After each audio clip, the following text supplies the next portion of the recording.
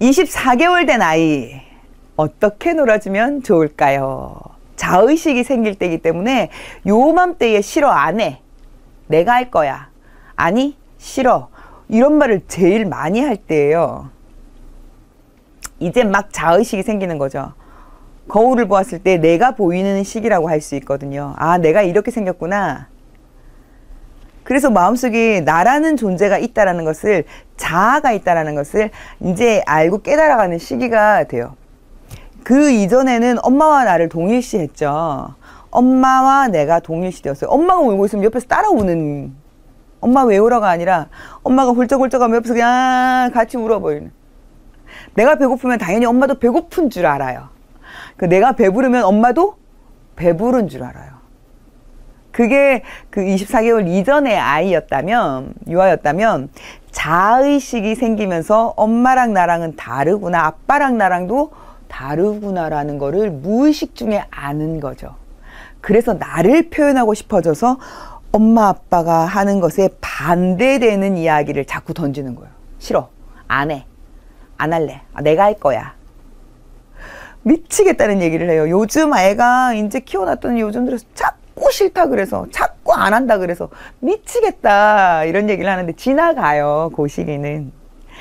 자아가 이제 생기는, 자의식이라는 것이 생기는, 자아 개념이 생기는 시기이기 때문에 그렇고, 그 시기를 넘기면 다시 엄마와 조율을 시작할 겁니다. 그러니까 너무 미워하지 마시고 그 시기를 잘 소통하면서 넘기시면 돼요. 요런 시기에 첫 번째는 아이의 행동 변화가 걷기 시작하는 요 시기, 24개월 전후에서 나타나요. 밥 한 그릇 먹이는데 무려 1시간, 2시간 한 숟가락 먹고 쫓아다니고 한 숟가락 먹고 뛰어다니고. 저희 언니가 아이를, 그 둘째 아들이 터울이 많고 늦게 태어나서 말하자면 늦둥이죠. 아기 때도 보면 식당에 가도요, 밥 한 숟갈 떠먹고는 한 10바퀴 돌고 슝슝 뿅뿅 막 그렇게. 그래서 이제 사람 많은 시간, 점심시간, 저녁시간 이렇게 했는데 애를 피해서 데리고 가긴 하던데, 하지만 뭐 이런 건 잘 안 하긴 하던데, 하여튼 한 숟갈 먹여놓고 쫓아다니고 한 숟갈 먹여놓고 또 돌아다니고. 우리는 다 먹었는데 개 하나를 기다리는 게 1시간 내내 걸릴 때가 있어요. 그게 뭐 진짜 요 나이 때, 2~3살 때, 3~4살 때 한창. 근데 저는 그렇게 생각을 하거든요. 아이의 식습관은요, 평생 가져가는 거예요. 저희 엄마도 저희 오빠 키울 때는, 제가 오빠랑 5살 더 어린데 지금도 기억을 하는 게, 오빠가 이제 장남이고 장손이고 귀해 놓으니까 너무너무 귀하게 키웠거든요. 고등학교 때까지만 해도, 어릴 때부터 고등학생이 됐을 때까지만 해도 자식 4명 키우는 그 바쁜 아침에 도시락을 몇 개씩 싸야 되고 아침을 먹여야 되는 그 바쁜 아침에 우리 오빠를 위해서 김밥을 싸셨어요. 우리 엄마가. 김밥은 소풍 갈 때만 먹는 건 줄 알았던 그 김밥을 우리 오빠를 위해서 우리 엄마는 아침마다 특별히 김밥은 먹으니까, 그래서 김밥을 정성 들여 그 새벽에 일어나서 도시락 다 싸고 우리 오빠를 위한 김밥 한 줄을 싸서 잘라서 진짜 요거를 들고 그 현관문 입구까지 뛰어나가면서 용아 한 개만 더 먹고 가라, 한 개만 더 먹고 가라. 근데 우리 오빠가 지금도 그래서 입이 좀 짧아요. 식습관을 그래서 이유식에서부터 해두셔야 돼요. 아이가 평생 동안 가져가야 되는 식습관 훈련을 해주는 것이다라고 생각을 해야 돼요. 그래서 규칙적으로 시간에 맞게 해야 되고, 네가 시간을 제대로 챙겨내지 못해서 밥 먹는 시간을 자꾸 지연시키면 밥을 먹을 수가 없다라는 것도 교육을 시켜야 돼요.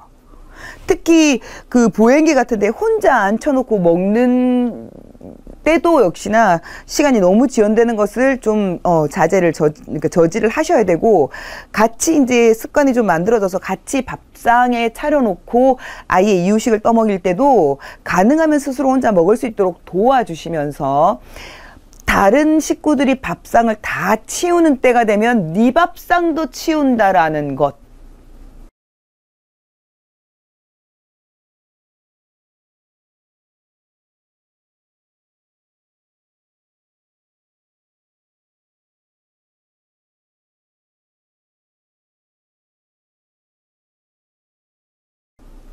그리고 아이가 배고프다 싶으면 중간에 간식을 먹이세요. 먹이더라도 먹어야 되는 시간에 먹지 않으면 너를 위해서 밥 시간은 기다려지지 않는다라는 것을 훈련시켜낼 필요가 있어요. 그래야지만이 쫓아다니면서 한 입만 먹어라 1시간 2시간 지연시키는 것을 막을 수가 있거든요. 그래서 그건 되게 중요한 문제인 것 같아요. 저도 아이를 키울 때는 같이 밥상에 아이 밥을 제때 못 먹이면 이제 굶겨 버리면 속이 상하죠. 특히 저희 신랑은, 저희 남편은 막 애가 다 그렇지, 먹게 좀 냅두라 그렇게 엄마가 무정하게 매정하게 밥상을 치우냐고. 근데 나중에 간식을 따로 마련을 하면 돼요. 간식은 주식의 양보다 조금 허기를 모여할 수 있는 과일이라든지 뭐 이런 것들을 조금 마련을 하면, 치즈라든지 이런 것들을 좀 마련을 해서 주고 다시 밥때를 기다리게 해야지만이 이 아이가 밥이구나를 알고 그 시간을 지켜내서 먹는 습관을 가져요. 그게 죽을 때까지의 식습관을 끌어간다라는 것을 염두를 하실 필요가 있습니다. 어쨌든 이렇게 한두 시간이 넘기는 게 요즘 아이들 대체로 그래요. 그죠? 그래서 아이가 편하게 앉아서 이제 뭐 말 들어가면서 무언가를 하는 시기는 역시 아니긴 합니다. 24개월의 시기에. 그렇다고 엄마가 강제적으로 강압적으로 막 앉아, 하지마, 앉으라 그랬지, 밥 먹으라고 이렇게 소리를 지르는 건 아이한테 큰 도움이 되지 않는다는 걸 좀 기억을 하시면 좋겠어요. 자, 세 번째는요. 성장할수록 공원이나 어린이집 말고의 뭐 친구들과 뭐 이렇게 잘 놀 수 있도록 어울리게 해주는 것이 중요하다는 겁니다. 그게 이제 스스로 활동에 대한 자아교육을 가지게 되거든요. 친구들과 조율하는 법도 배우게 되고 사회성도 배우게 되는 것이 친구들과 어울려 놀 때이기 때문에 요 시기에는 자주 데리고 나가서 놀 수 있도록 엄마들이 좀 해줄 필요가 있다는 거고, 자, 다음은요. 의광 부린다든지 고집불통 이런 아이들, 소심한 아이들, 뭐 그런 아이들일수록 친구들과 놀 수 있는 여건을 많이 마련해주면 좋다라는 겁니다. 그래야지만이 자아로부터 나를 이해하는 자기 이해 지능이 높여진다고 해요. 자,